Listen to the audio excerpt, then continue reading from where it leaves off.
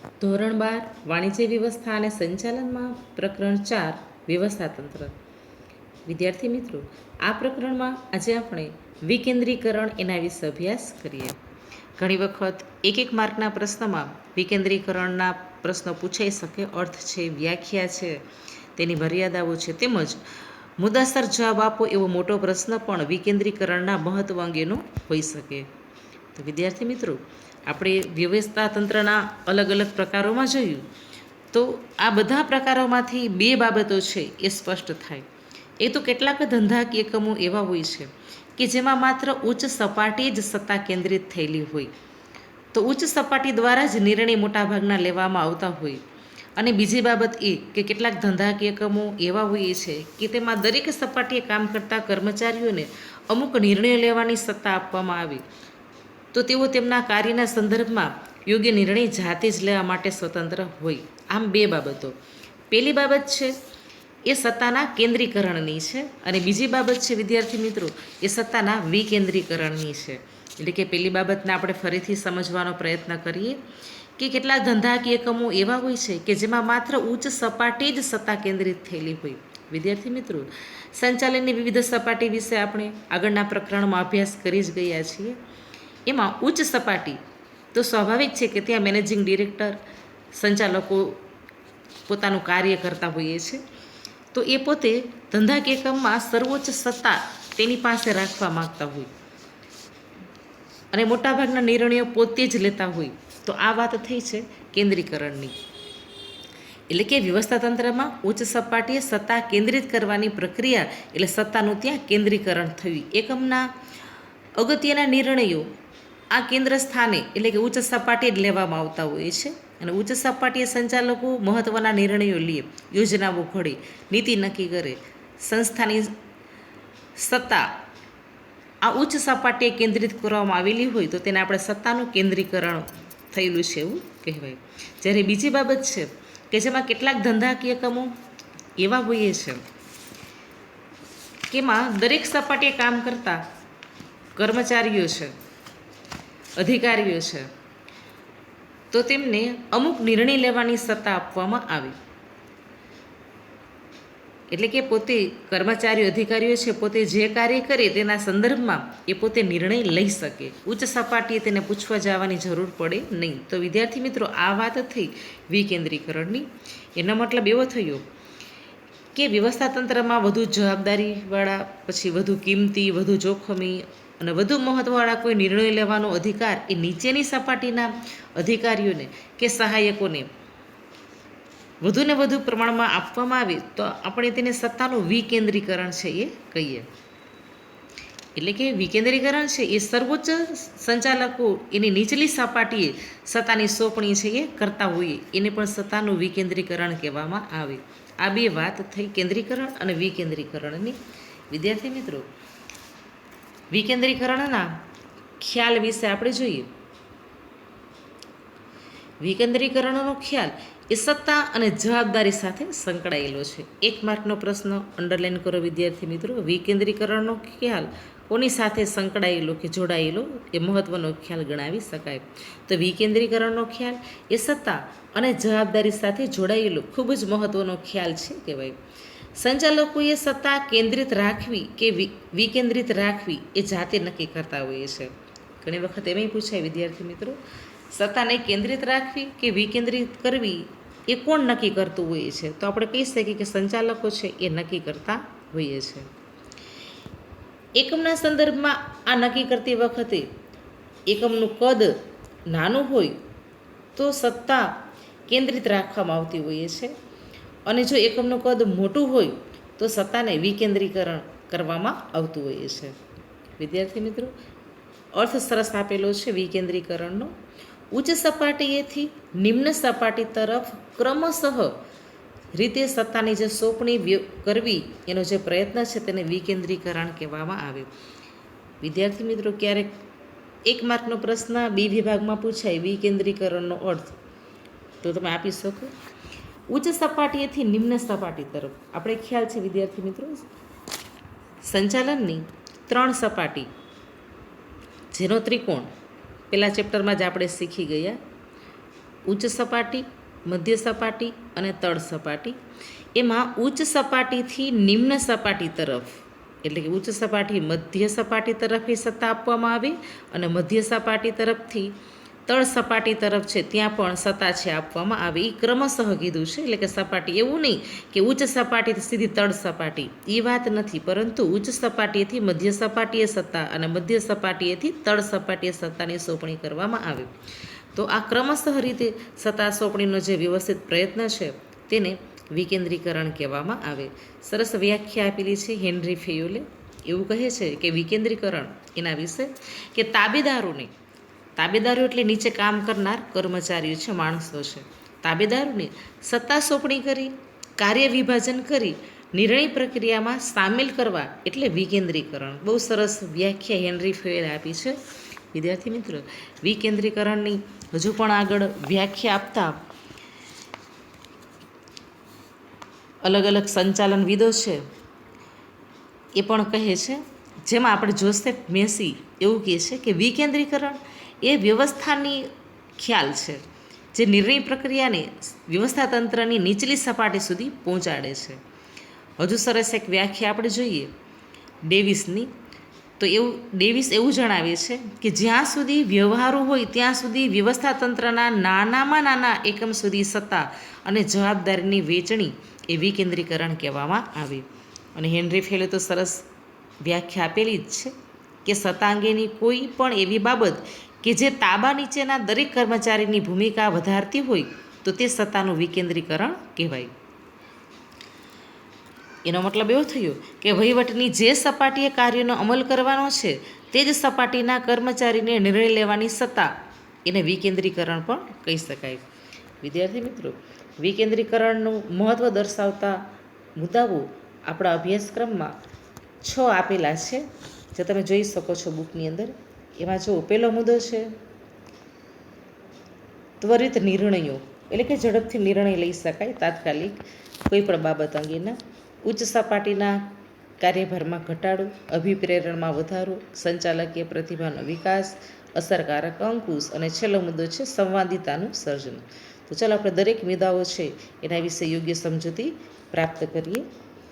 એટલે કે સંચાલનની સફળતાનો આધાર કે મોટાભાગે સત્તા અને જવાબદારીની યોગ્ય વહેંચણી ઉપર રહેલો છે. વિદ્યાર્થી મિત્રો, અહીંયા પણ ઘણી વખત 1 માર્ક માટેનો પ્રશ્ન પૂછાય કે સંચાલનની સફળતાનો આધાર મોટાભાગે કોના ઉપર રહેલો છે. વિકલ્પવાળો પ્રશ્ન પણ હોઈ શકે. તો સત્તા અને જવાબદારીની વહેંચણી યોગ્ય રીતે થવી જોઈએ.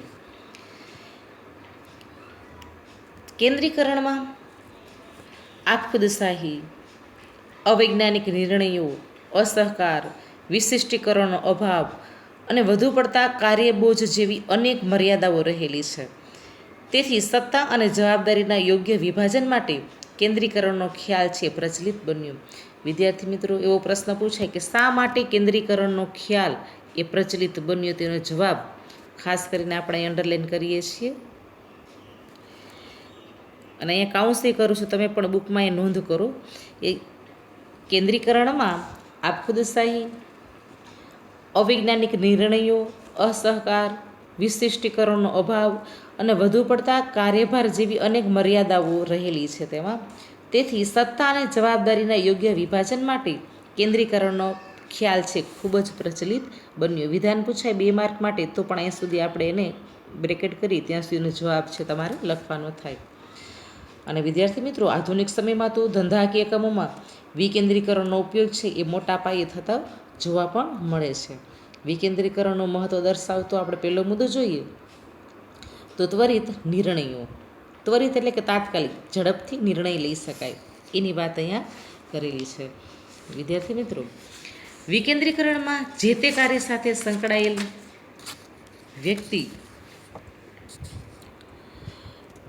એને કાર્ય કે પ્રવૃત્તિ અંગેના નિર્ણયો લેવાની સ્વતંત્રતા હોય છે. તેથી જે સપાટીએ કાર્ય થવાનું હોય ત્યાં જ નિર્ણય લઈ તેનો અમલ શરૂ થઈ જાય. તેથી નિર્ણય ત્વરિત અને અસરકારક રીતે લેવાય. આ પણ વિકેન્દ્રીકરણ છે એનો એક ફાયદો અથવા તો લાભ છે એ ગણાવી શકાય. વિકેન્દ્રીકરણમાં ત્વરિત નિર્ણય એટલા માટે કે જ્યાં કાર્ય કરવાનું છે, જે વ્યક્તિએ કાર્ય કરવાનું છે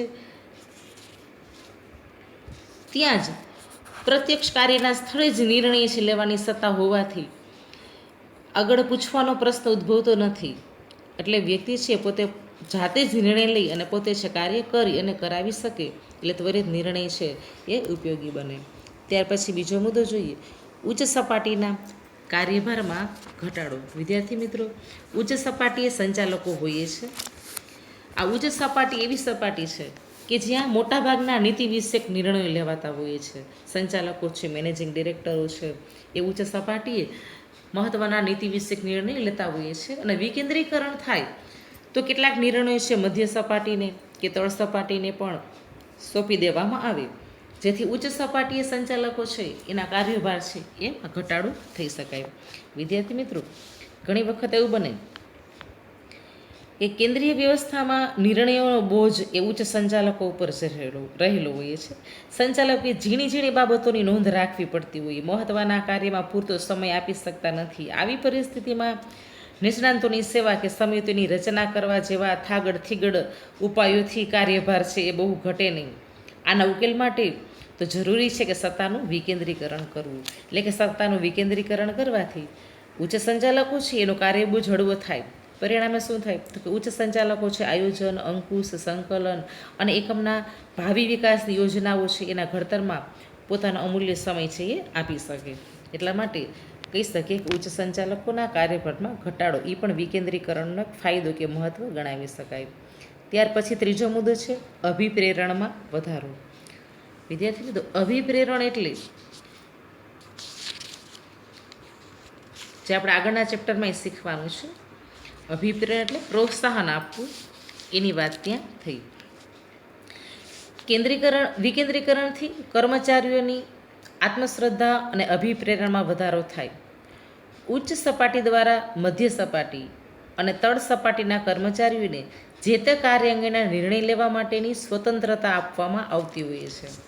તો તેમના લીધેલા નિર્ણયો સફળ થાય તો તેનો આત્મવિશ્વાસ પણ વધે અને તેઓના વિવિધ પરિસ્થિતિઓમાં પોતે કેવી રીતે કાર્ય કરી અને નિર્ણય લઈ શકે તેનો સામનો કરવાની શક્તિ પણ એમાં વધે અને અનુભવ છે એ પણ પોતે મેળવી શકે. એટલે કહી શકીએ કે ત્યાં અભિપ્રેરણ છે એમાં વધારો કરી શકાય વિકેન્દ્રીકરણને કારણે. ત્યાર પછી સંચાલકીય પ્રતિભા છે એનો વિકાસ કરી શકાય. વિદ્યાર્થી મિત્રો, સંચાલકીય પ્રતિભા એટલે નીચલી સપાટીના જે અધિકારીઓ છે એને નિર્ણય લેવાની તક આપવામાં આવતી હોય છે. તો તેના સંતોષકારક ઉકેલ શોધવાની કળા પણ એ હસ્તગત કરી શકે. આથી એકમના ભાવિ સંચાલકોની જરૂરિયાત એ પૂરી પાડવા માટે આ વિકેન્દ્રીકરણ છે મહત્ત્વનો ફાળો આપી શકે એવું કહી શકાય. એટલે કે સંચાલકીય પ્રતિભાનો વિકાસ. વિકેન્દ્રીકરણમાં મધ્ય અને તળ સપાટીના કર્મચારીને તેમની સત્તાને અનુરૂપ નિર્ણય લેવામાં એને હક હોય છે અને તેમના પરિણામે અંગે જરૂરી જવાબદારી પણ નિર્ણય લે છે તાબેદારો એ સ્વીકારતા હોય છે. તેમને જે તે કાર્ય માટે નિર્ણય લેવામાં સ્વતંત્રતા આપવામાં આવતી હોવાથી તેમાં તાબેદારોને નેતૃત્વ પૂરું પાડવાની, તેમની વચ્ચે સંકલન સાધવાની, પોતાના કાર્યનું આયોજન કરવાની અને અંકુશ જાળવવાની આવડત એનામાં કેળવાય છે. તેથી કર્મચારીઓને વિવિધ પરિસ્થિતિમાં નિર્ણય લઈ અને પોતાની પ્રતિભા છે એ બતાવવાની ત્યાં તક પ્રાપ્ત થાય, જેના દ્વારા ભાવિ સંચાલકો છે એ પણ તૈયાર થાય. ત્યાર પછી પાંચમો મુદ્દો જોઈએ, અસરકારક અંકુશ. વિદ્યાર્થી મિત્રો, દરેક સપાટીના કર્મચારીઓ પાસે પૂરતી સત્તા હોવાથી પોતાની નીચે કાર્ય કરતા કર્મચારીની ભૂલ માટે શિક્ષાત્મક પગલાં લેવાનું કાર્ય સરળ બને છે, જેને અસરકારક અંકુશ છે એના દ્વારા એ જળવાઈ શકે એવું પણ આપણે અહીંયા કહી શકીએ.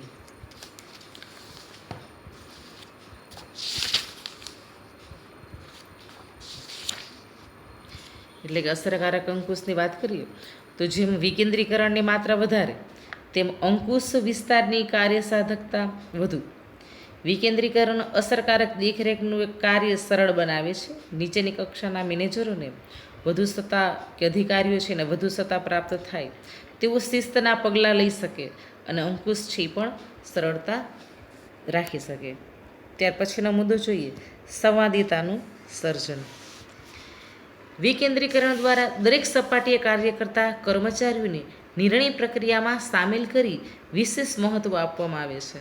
દરેક સપાટીના અધિકારીઓ અને કર્મચારીઓ એટલે કે હુકમ આપનારાઓ અને મદદનીશો વચ્ચે ચર્ચા વિચારણા કરીને પછી જ યોગ્ય નિર્ણય લેવામાં આવતો હોય છે.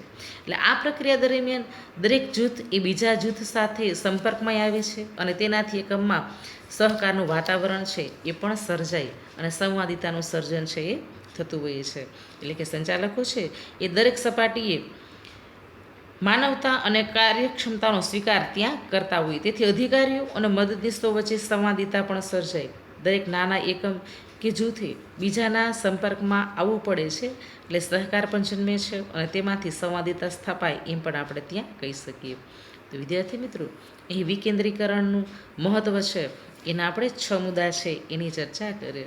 ત્યાર પછી નાનો એવો ટોપિક 1 અથવા તો 2 માર્કના પ્રશ્નમાં બી વિભાગમાં પૂછાઈ શકે, વિકેન્દ્રીકરણની મર્યાદાઓ. જ્યાં ખૂબ જ નાના પાયાના વ્યવસ્થા તંત્રની રચના કરવાની હોય તેમજ ધંધાના રહસ્યોની જાળવણી ખૂબ જ ચુસ્ત રીતે રાખવી જરૂરી હોય તેવા સંજોગોમાં વિકેન્દ્રીકરણ છે અપનાવી શકાય નહીં. કેટલીક વાર સમાન નીતિના અમલના અભાવે અને સંકલનના અભાવે વિકેન્દ્રીકરણ છે સફળ ન પણ થાય એવું બને. તો વિદ્યાર્થી મિત્રો યાદ રાખો, ખાસ 1 માર્કનો પ્રશ્ન પૂછાય અથવા તો સી વિભાગમાં પણ 2 માર્કનો પ્રશ્ન પૂછાય, વિકેન્દ્રીકરણની મર્યાદાઓ કઈ કઈ. તો આપણે કહી શકીએ કે જ્યાં એકમનું કદ નાનું હોય, વ્યવસ્થાતંત્રની રચના ખૂબ નાની હોય અને ઘણા બધા વ્યવસ્થાતંત્રમાં કે એકમોમાં રહસ્યો છે એ જાળવવાના હોય, જો ત્યાં વિકેન્દ્રીકરણ કરવામાં આવે તો રહસ્યો છે એ જળવાય નહીં. એકમનું કદ નાનું હોય તો પણ દરેક વ્યક્તિ કામ કરતું એને વ્યવસ્થિત એને એક એકને સત્તા પણ અપાય નહીં, તો ત્યાં પણ વિકેન્દ્રીકરણ છે સફળ થતું નથી. એટલા માટે કેટલાક સમાન નીતિના અમલના અભાવે અને સંકલનનો જ્યાં અભાવ હોય ત્યાં પણ વિકેન્દ્રીકરણ છે સફળ છે એ થાય નહીં. પણ છતાં આપણે એટલું ચોક્કસ કહી શકીએ કે સમગ્ર વ્યવસ્થાતંત્ર એ જુદી જુદી સપાટીમાં વહેંચાયેલું છે, જે આપણે આગળ વાત કરી ગયા સંચાલનની સપાટી એમાં. તેથી વિકેન્દ્રીકરણના હેતુઓ અને ફાયદાઓ જોતાં સહેજ એટલો તો ખ્યાલ આવે જ છે કે અસરકારક વ્યવસ્થાતંત્ર માટે વિકેન્દ્રીકરણ છે આવશ્યક છે, જરૂરી છે. તો વિદ્યાર્થી મિત્રો, અહીંયા આપણે વિકેન્દ્રીકરણનો એક ટોપિક છે એ પૂર્ણ કર્યો. આગળના લેક્ચરમાં આપણે સત્તા સોંપણી એ મુદ્દા વિશે અભ્યાસ કરીશું. ધન્યવાદ.